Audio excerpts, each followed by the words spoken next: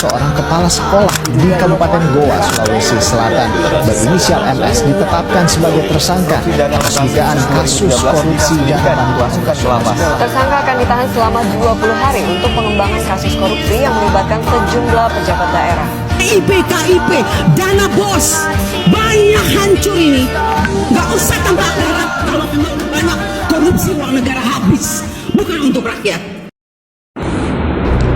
Di negeri ini, palu keadilan kadang lebih ringan dari timbangan uang. Inilah dua kisah, dua ruang sidang, tapi hanya satu kata, keadilan. Yang miskin menangis karena lapar, sedangkan yang kaya tertawa meski bersalah. Hukum seharusnya tidak memilih rupa dan tidak tunduk pada harta. Tapi, benarkah keadilan masih berdiri tegak?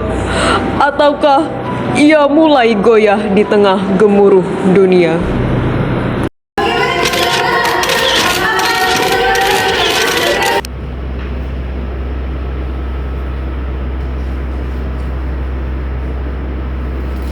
Sidang pidana korupsi yang mengadili dan memeriksa perkara pidana atas nama terdakwa Septi Erma Putri dinyatakan dibuka. Saudari Putri, Anda diduga menyalahgunakan dana bantuan sosial sebesar 15 miliar rupiah. Apa pembelaan Anda? Maaf Yang Mulia, saya hanya menjalankan tugas dari atasan. Dan saat ini saya juga sedang membangun pondok pesantren untuk membangun pendidikan. Saudari Putri, hanya karena saudari mendapatkan perintah, jelas-jelas itu adalah tindakan yang melanggar hukum. Kita semua tahu bahwa perintah yang salah tidak wajib untuk diikuti. Mengembalikan uang bukan berarti perbuatan itu sudah menjadi benar. Uang negara sudah sempat hilang dan itu tetap melanggar hukum. Yang Mulia, izinkan saya menyampaikan pembelaan terakhir kami.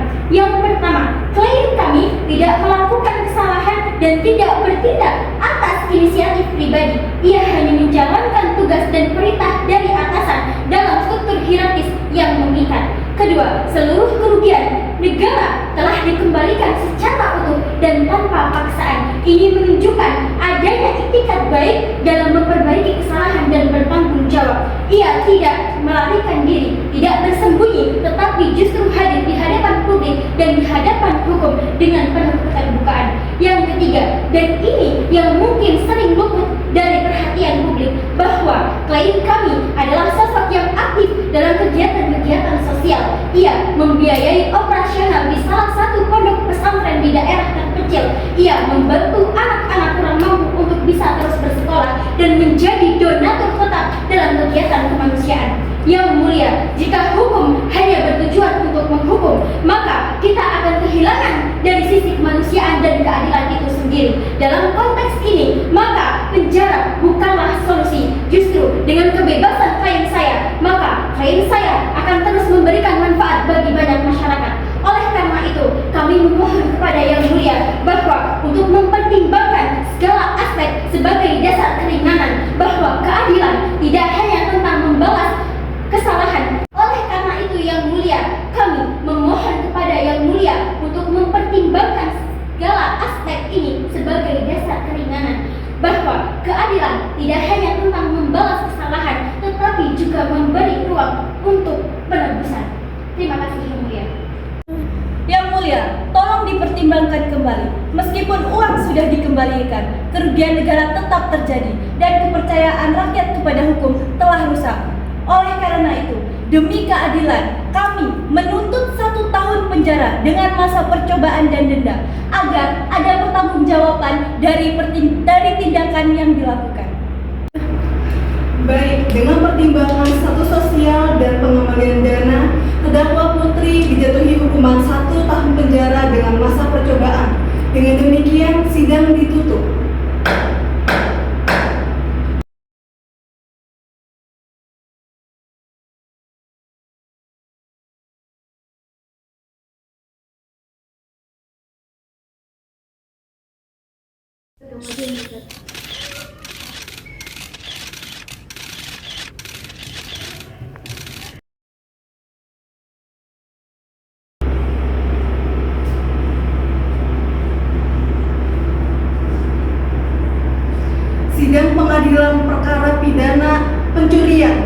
memeriksa dan mengadili perkara pidana atas nama Ibu Faisah Hapsari dinyatakan dibuka.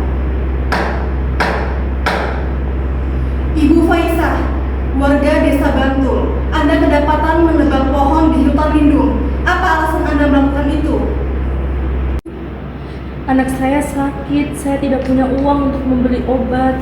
Saya terpaksa untuk menebang pohon itu dan saya jual 5.000 per batang. Yang mulia, tindakan ini melanggar UU lingkungan. Kami menuntut 5 tahun penjara dan denda 100 juta rupiah.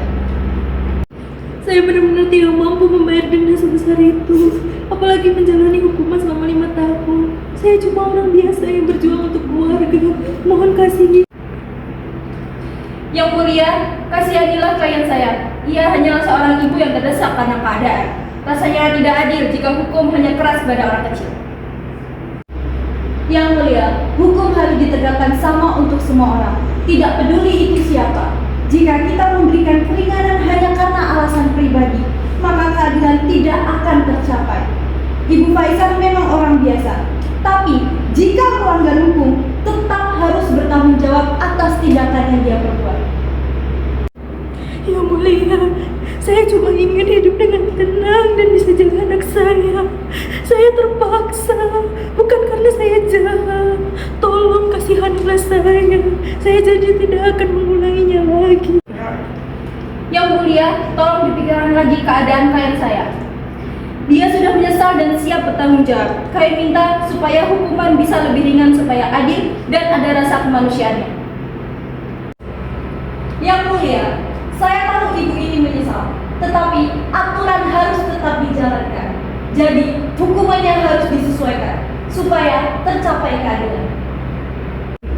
Terdakwa Ibu Faisah dijatuhi hukuman 5 tahun penjara tanpa masa percobaan dan denda 100 juta.